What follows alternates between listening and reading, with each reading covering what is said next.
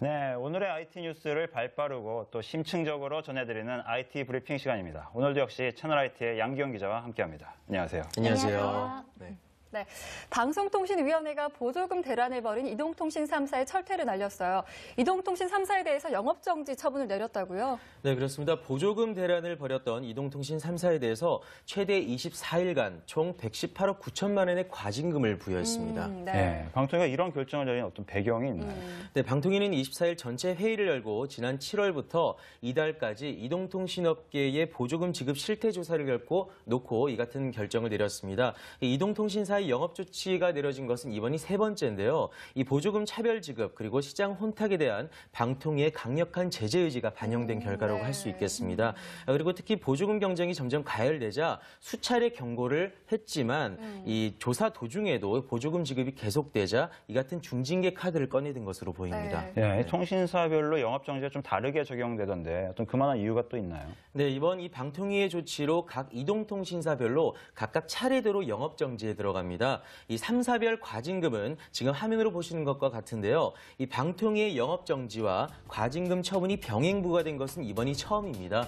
이 영업 정지 기간을 20일에서 24일로 정한 것은 장기간 동안 모집을 금지할 경우 이용자 불편이 초래되고 시장 안정화에 필요한 최소한의 기한인 20일을 기준일로 사업별 위반 정도 그리고 시장에 미치는 영향 등을 고려해서 종합적으로 이 기간을 정한 것으로 보입니다. 네, 방통위 이런 결정에 대해서 이통사들의 반응은 어떤가요? 일단 이 이동통신업계는 유감스럽다. 그리고 좀 가혹한 거 아니냐. 네. 뭐 이런 반응을 내놓고 있지만 한편으로 이 향후 시장 과열을 막고 공정 경쟁 분위기 조성에도 매진하겠다. 이렇게 전했습니다. 네, 이동통신사뿐만 아니라 휴대폰 대리점의 그 타격도 클 것 같은데요. 그렇죠. 이제 좀 있으면은 입학, 졸업 시즌이 아니지 않습니까? 그렇죠. 그래서 이 최대 성수기인데 이 이동통신업체들의 매출 감소 불가피할 것으로 보입니다.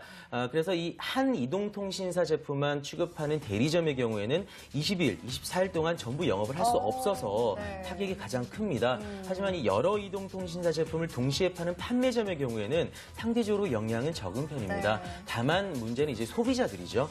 다만 3사의 영업정지 기간이 서로 겹치지 않기 때문에 그래도 이 소비자들의 피해는 제한적일 것으로 보입니다. 불편할 것도 같아요. 그렇죠. 이 영업 정지에 따라서 뭐 여러 가지 부작용이나 이제 꼼수 같은 것도 또 생기지 않을까 이런 우려도 또 되는데요. 네, 업계 일각에서는 영업정지가 결정됨에 따라 이 대리점이나 판매점이 이 제품을 미리 개통해 두고 영업정지 기간에 이 고객을 유치하는 불법으로 모집하는 일명 가개통 행위가 늘어날지에도 촉각을 세우고 있습니다. 하지만 이에 대해 방통위는 휴대폰을 개통하면은 즉각적으로 서버를 통해 확인할 수 있다고 합니다. 그래서 이에 대해서 문제가 최대한 생기지 않도록 하겠다고 밝혔습니다. 네, 그렇군요. 한 해를 보내고 기쁘고 홀가분한 마음으로 또 새해를 맞이해야 되는데 통신업계에게는 좀 개운치 못한 연말 연시.